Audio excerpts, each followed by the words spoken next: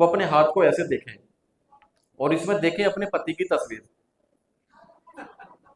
और दूसरे हाथ से प्रयोग करें।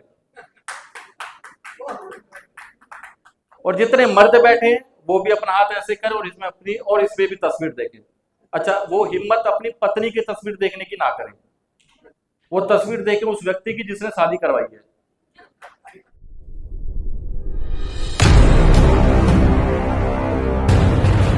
और भाषा को समझने की बस जरूरत इतनी है कि जो आप कहना चाहते हैं और सामने वाला समझ जाए, बस भाषा वही है। तरीका अलग हो सकता है और ये बहुत महत्वपूर्ण है कि हम जिससे जो भाषा में बात कर रहे हैं वो उसको समझ में आनी चाहिए।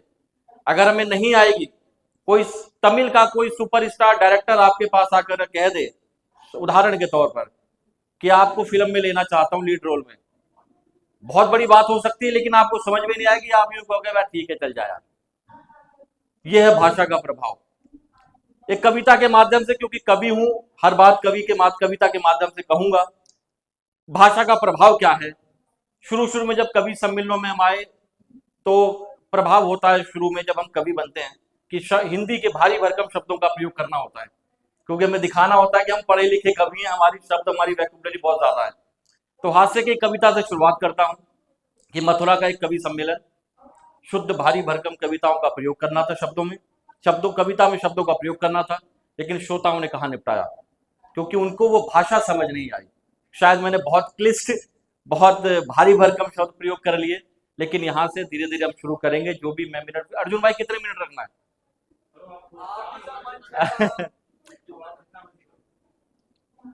शुरू करी कविता, वहां पर कविता शुद्ध भारी भरकम, हमें लगा इंप्रेशन जम जाएगा, लेकिन इंप्रेशन जमा नहीं, हमारी उल्टी वहां पर उतर गई बेइज्जती। कैसे हुई सुनेगा।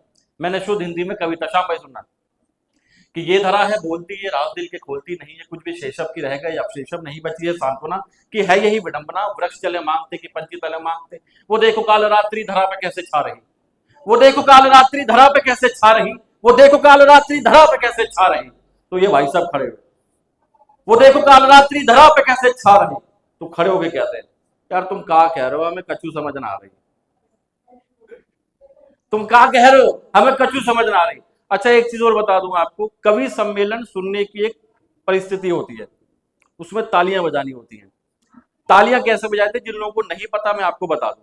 ताली बजाने का एक प्रोसेस होता है। जितनी महिलाएं बैठी हैं शादीशुदा हैं, वो अपने हाथ को ऐसे देखें और इसमें देखें अपने पति की तस्वीर और दूसरे हाथ से प्रयोग करें। और जितने मर्द बैठे हैं वो भी अपना हाथ ऐसे करें और इसमें अपनी और इसमें भी तस्वीर देखें। अच्छा, वो हिम्मत अपनी पत्नी की तस्वीर देखने की ना करें, वो तस्वीर देखें उस व्यक्ति की जिसने शादी करवाई है।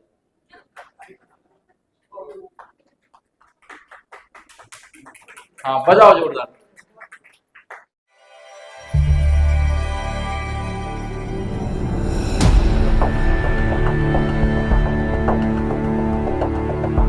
हम लोग चिंता इतनी करे बैठे हैं जीवन में, भगत जी, इतनी चिंता हम लेके बैठे हैं। जीवन में सबसे मुश्किल काम होती है चिंता लेना और सबसे आसान काम है चिंता देना, लेकिन हम भाई साहब चिंता ले रहे हैं और चिंता हम दे ही नहीं रहे। सबसे मुश्किल काम कर रहे हैं जीवन में। आपको बता दूं गौर साहब, चिंता लेना बहुत आसान काम, बहुत मुश्किल काम है, चिंता देना बहुत आसान काम है। आप बाहर निकलो, किसी भी अनजान आदमी को पकड़ो, उसको बोलो भाई साहब नमस्कार, निकल जाओ, तुम्हारा काम खत्म, उसका शुरू। यार ये कौन था यार, यार कहाँ मिला था ये। अब आपको क्या है, आपके अंदर का दिल्ली जाग रहा है, आपको उसे और टेंशन देनी है। आप अगले दिन फिर जाओ, बोलो भाई साहब नमस्कार, भाभी जी कैसी हैं। पट्टा 2 दिन टेंशन में रहेगा, भाई यार भाभी को भी जानता है। अब आपके अंदर का केजरीवाल जाग रहा है, आपको उसे और चिंता देनी है। आप तीसरे दिन जाओ, बोलो भाई साहब नमस्कार, भाभी जी कैसे और अपना मुन्ना कैसा है। पट्टा पूरे महीना टेंशन में लगा, यार मुन्ने को भी जानता है। तो वहां पर कविता ये शुरू हुई, जो मैं यहाँ पे आपको वापस लेकर आता हूँ। मैंने दूसरी और कविता वो शुरू करा, मुझे लगा लड़के वड़के बैठे हैं, इनको नहीं समझ में आ रही, तो मैंने शुद्ध हिंदी में प्रेम पे कविता पढ़ी कि प्रेम है तो कष्ट है, सुकून चैन नष्ट है, धरा जो बिलिक रहे वो थोड़े थोड़े भ्रष्ट है, प्रेम की वो राह में एक दूसरे की चाह में मिलन की आस कर रहे, प्रतिदिन प्रयास कर रहे, प्रेम के नगर में उम्मीद चली गई, प्रेम के नगर में उम्मीद चली गई। तो ये भाई साहब खड़े हुए कहते हैं यार तुम्हारी कविता के चक्कर में हमारी वाली चली गई। तो भाई कविता के चक्कर में हमारी वाली चली गई। तो प्रभाव ये है कि जो मैं वहां समझाना चाह रहा था, शायद भाषा में वो कमी थी, वो नहीं पहुंच रही थी, इस वजह से ये प्रभाव रहा। भाषा बहुत आसान है, बहुत सिंपल तरीके से प्रयोग की जा सकती है।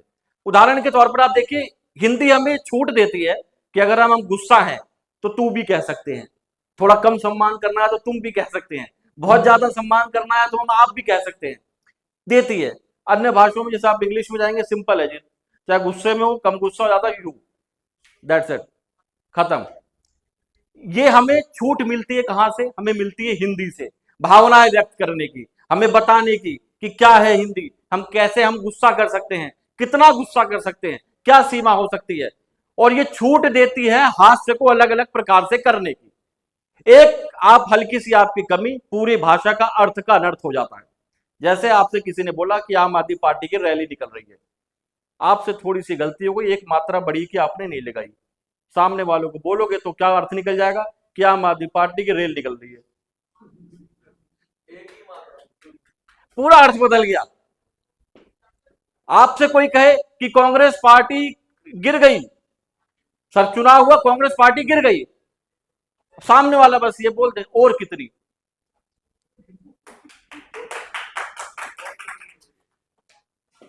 भारत में कहें कि कांग्रेस ने 60 सालों से भारत को बनाया है, अब भाजपा बना रही है, आप मत कहिए। ये हिंदी आपको छूट देती है कि आपको कब कितना व्यंग करना है, किस लेवल तक करना है, क्या है, सामने वाला समझ जाता है। क्यों?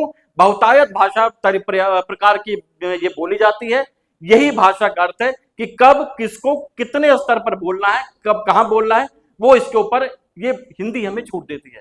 इसलिए हिंदी पे हमें बहुत अच्छे विषय पर, पूरा देश राममय हो रहा है, उसी विषय में यहां पर भी आज हम हिंदी में बात कर रहे हैं। इसका असर आप ये देखिए भाषा का, भारतीय भाषाओं का सबसे बड़ा उदाहरण आप ये देख सकते हैं कि आज देश के तमाम न्यूज चैनलों में, चाहे वो रीजनल भाषा के हैं, चाहे किसी भी भाषा के हैं, अपने अपने स्तर पर राम मंदिर प्राण प्रतिष्ठा का अर्थ बता रहे हैं। वहां पर बच्चा बच्चा, आज मेरा बच्चा छोटा सा 6-7 साल का, उस तक को मालूम पड़ गया है कि प्राण प्रतिष्ठा क्या है, कितने साल राम, 496 साल बाद राम जी वापस आ रहे हैं। 14 वर्ष पूर्व उस वक्त आए थे अपने युग में, लेकिन अब करीब 496 वर्ष लग गए। और ये देश का दुर्भाग्य है कि भारत में भारत के नायक को आने में 496 साल लग गए। ये कमजोरी हमारी है। तो ये भाषाओं का प्रभाव है। अब आप तमिल में, अब तमिलनाडु में जाके आप अगर हिंदी में आप कोई उसका असर डालेंगे तो शायद ना पड़े, लेकिन ये भारतीय भाषाओं का ही प्रभाव है, असर है कि आज पूरे देश के अंदर ये जो राममय माहौल है, इसको एक त्योहार बना दिया गया है। आप बाहर निकल कर देखिए, मैं मोहल्ले में आज निकला, गलियां साफ हो रही हैं, अपने अपने घर में महिलाएं पुरुष जो है गलियां साफ कर रहे हैं, सारी चीजें, मतलब देखकर ये लगता है कि जब इसको कलयुग कहा जाता है, जब कलयुग में ये व्यवस्थाएं हैं, तो जब वास्तव में रामचंद्र जी आए होंगे 14 वर्ष के वनवास के बाद, उस वक्त क्या माहौल रहा होगा। आप अगर कल्पना करेंगे तो आंसू शायद आपके आप खुद आ जाएंगे। मैं चंद छंद के माध्यम से, क्योंकि लिखा है, कंप्यूटर हम भी नहीं होते हैं लिखना पड़ता है, और अभी लिखा है हाल फिलहाल में क्योंकि प्रोग्राम था, तो मैं शुरू करता हूं धीरे धीरे।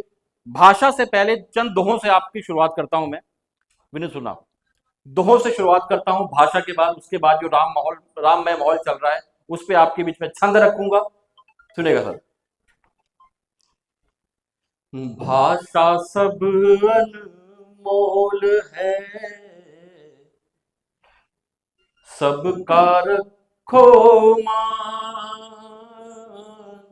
भाषा सब अनमोल है, सबका रखिए मान, मगर मातृभाषा सदा देती है पहचान, ओ नीर देती है पहचान। भाषा में संयम, अगर संयम क्यों जरूरी है भाषा पर, कब कहां कितना बोलना है, कैसे बोलना है, किसको बोलना है, ये भी पता होना चाहिए कि भाषा में संयम अगर नहीं रख सके आप, भाषा में संयम अगर नहीं रख सके तो गालों पर आपके होगी हाथ की छाप, हो नीर होगी हाथ की छाप। अंग्रेजी के दौर में हिंदी का अपमान, अंग्रेजी के दौर में हिंदी का अपमान, ना हो पाए आपसे रखना इसका ध्यान, ओ नीर रखना इसका ध्यान। हम लोग अक्सर कवि सम्मेलनों में जब हम जाते हैं, अभी बात हो रही है कि हिंदी का अपमान होता है, ऐसा कुछ नहीं है। गर्व की बात यह है कि हम लोगों ने, मैंने, विनीत ने बहुत सी ऐसी यात्राएं करी, ऐसे ऐसे जगहों पर कवि सम्मेलन किए, ऐसे ऐसी जगहों पर हिंदी में अपने पूरी कविताओं का पाठ किया जहां हमें ये लगता था कि शायद ये लोग सुन पाएंगे कि नहीं पाएंगे। IIT Mandi, IIT Roorkee, IIT Delhi, IIT Kharagpur, न जाने कहां कहां, जहां युवा, जो ये भाषा चल गई आजकल कि गुची गुची मुची मुची सोना बाबू पूछी पूछी, इस वाले ट्रेंड पे भी हम लोगों ने जब अपनी कविताएं पढ़ी, क्यों? क्योंकि हमें ये टेस्ट पता है कि कहां पर किस बच्चे को किस लैंग्वेज में क्या समझाना है, क्या किस हिसाब से हमें क्या बोलना है। जब आपको ये पता चल जाता तो भाषा का अर्थ इतना ही है। हिंदी भाषा में आप तमिल में बात करेंगे, तमिल में हिंदी में बात करेंगे तो असर खराब हो जाएगा। लेकिन हमें पता है कि अगर हम कहीं आईआईटी में जा रहे हैं, यूनिवर्सिटीज में हम जा रहे हैं, हम चैनल्स पर जा रहे हैं, तो किस तरह की वेशभूषा पर बैठकर, किस तरह का वेशभूषा को बनाकर, किन शब्दों का प्रयोग कर कर हम सामने अपनी बात को रख सकते हैं, तब हम हिंदी भाषा में करते हैं। और सबसे बड़ा उदाहरण, आज हिंदी कवि जो है, एक वक्त था जो कहते थे कि हिंदी कविता के जो हिंदी कवि होते थे, एक हवाई चप्पल, वो थैले का, कपड़े के थैले का बैग, एक कुर्ता और एक सदरी पहन के निकल रहे हैं कोई, लेकिन आज पूरा माहौल बदल दिया गया है। आज फॉर्च्यूनर, गनर, 6 डिजिट, 8 डिजिट्स में पेमेंट्स आ रही हैं, बुके हाई मतलब पब्लिश हो रही हैं, एक सेलिब्रिटी की तरह आपको पूरा ट्रीट किया जाता है। क्यों? वक्त की नजाकत को समझा गया है, वक्त को समझा गया है। वरना कब किसी ने सोचा था कि हिंदी कविता के माध्यम से आप आईआईटीज में जाएंगे, बच्चे आपके साथ सेल्फी लेंगे? क्यों? क्योंकि उनके लिए तो शायद सेलिब्रिटी वही सलमान खान, शाहरुख खान, अक्षय कुमार ही लोग हुआ करते थे। लेकिन हिंदी कविता की ये जीत है, और हमारा एक छोटा सा एक प्यादे के रूप में हम लोग प्रयास कर रहे हैं कि हिंदी के वो बच्चों से जोड़ें, क्योंकि देश का भविष्य कौन होते हैं सब जानते हैं, बच्चे। और जब बच्चे हिंदी से जुड़ते हैं, आज बहुतायत मात्रा में देश के आईआईटीज में, सरकारी विभागों में, इंग्लिश मीडियम स्कूल्स में कवि सम्मेलन होते हैं। कवि सम्मेलन में हिंदी में लोग सुनते हैं, और सबसे बड़ी बात, आज हमारे पास सबसे भारी मात्रा में हमें देखकर, हमसे प्रभावित होकर, हमें अपना आइडियल मानकर जो यूथ हमें मैसेज करता है, आप विश्वास नहीं मानेंगे, और आपकी तालियां इस बात पर उठनी चाहिए कि उनमें सबसे ज्यादा बच्चे जो होते हैं वो दिल्ली यूनिवर्सिटीज, बड़ी बड़ी यूनिवर्सिटीज के, आईआईटीज के होते हैं, जो हमें कहते हैं सर हम कविता सीखना चाहते हैं। उनके मन में बेशक ये बात है, यार कविता करके, उससे तो अच्छा है ना जो लोग पहले कहते थे यार मुझे अक्षय कुमार बनना है, मुझे सलमान खान बनना है, मुझे ये बनना है। इससे तो अच्छा है ना कि जब बच्चे को लगता है नहीं यार इसमें भी फ्यूचर है, इसमें भी कुछ किया जा सकता है। और साहित्य से जुड़ने का अर्थ ये होता है, आपको एग्जाम्पल के तौर पे मैं देता हूं, एक उदाहरण देता हूं बहुत अच्छा।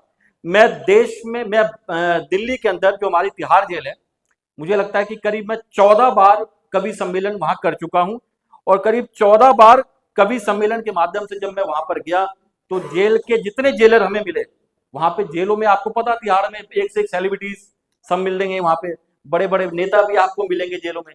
लेकिन वहां जेलर की बात थी कि rare of the rarest cases में, मुझे किसी को 10 साल से कोई जेलर है, कोई 5 साल से, कोई 12 साल से, उनका कहना है कि आज तक हमने किसी जेल में किसी कवि को आते नहीं देखा।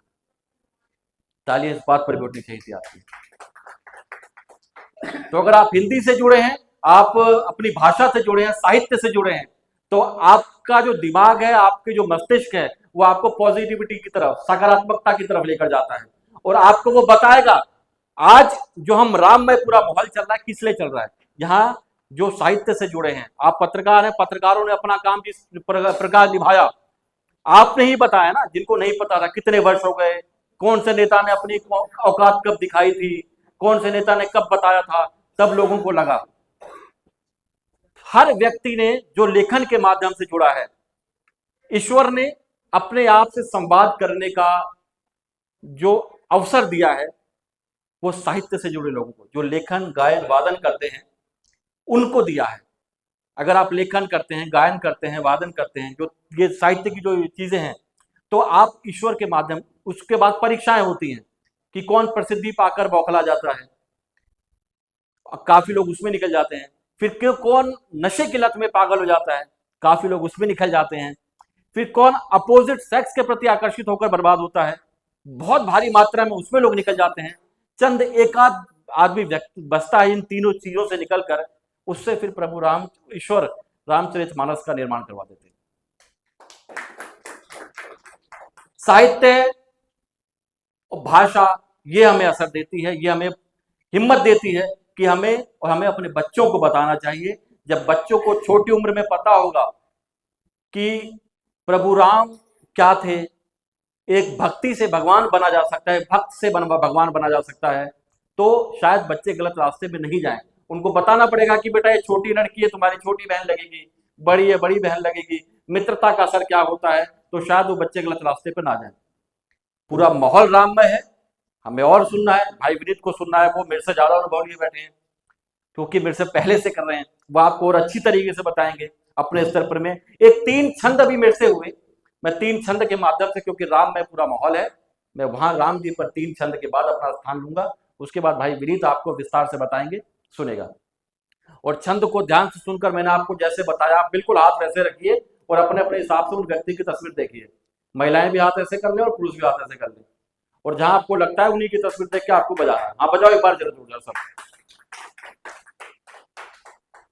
मिले जब कोई आप हाय हेलो छोड़कर, मिले जब कोई आप हेलो हाय छोड़कर, हाथ जोड़ उसको तो राम राम कीजिए, हाथ जोड़ उसको तो राम राम कीजिए।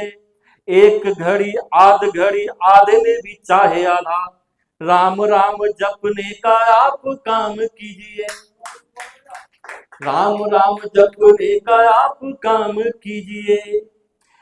राम नाम रात दिन जपने से, जीत सीत मित भी अपने नाम कीजिए। और 22 को आ रहे हैं प्रभु राम शान से, तो घर में जला के दीप घर धाम कीजिए, घर में जला के दीप घर धाम कीजिए। कुछ विरोध जो हुए राम जी पर, वहां से उठाता हूं कि राम जी को मानते हैं, राम युग मानते हैं, राम को जो मानते उन्हीं को अब लाएंगे। राम जी को मानते हैं, राम युग मानते हैं, राम को जो मानते उन्हीं को अब लाएंगे। पेड़ पौधे पशु पक्षियों में भी खुशी है देखो, सारी धरा गाएगी किसान मुस्कुराएंगे। राम जी के नाम पे विवाद जो मचा रहे, उन द्रोहियों को अब सबक सिखाएंगे। और राम जी को बोलते थे काल्पनिक जितने भी, सारे उन नेताओं को काल्पनिक बनाएंगे, सारे उन नेताओं को काल्पनिक बनाएंगे। फूल फूल महकेंगे, शूल भी चुभेंगे नहीं, राम युग में जी ऐसी बनेगी व्यवस्था। चोरी बोरी ठगी वगी करनी जो पड़ जाए, राम युग में ना ऐसी आएगी अवस्था। भय बिनु प्रीत नहीं होते हैं ये मान लीजिए, ये करना जरूरी इसलिए बरबस था। और याद सदियों करेंगे आज का ये दिन लोग, कैसा भव्य दिव्य सारा दृश्य सर्वस था, कैसा भव्य दिव्य सारा दृश्य सर्वस था। तो राम जी की बात है, राम युग है, सेलिब्रेट करिए। कल बहुत बड़ी दिवाली है। चंद पंक्तियों के बाद मैं अपना विराम लेता हूं। बहुत जरूरी है ये कहना कि उम्र बड़ी होने से लोग बड़े नहीं होते, टीवी पर राष्ट्रगान में कुछ लोग खड़े नहीं होते। अभिव्यक्ति की आजादी की जो बर्बादी ठीक नहीं, देश में लोगों को इतनी आजादी ठीक नहीं। और भगवा की तारीफ मात्र से हो जाता विवाद है, पर राष्ट्रगान पर बैठे रहना कैसा राष्ट्रवाद है। बहुत बहुत शुक्रिया, धन्यवाद।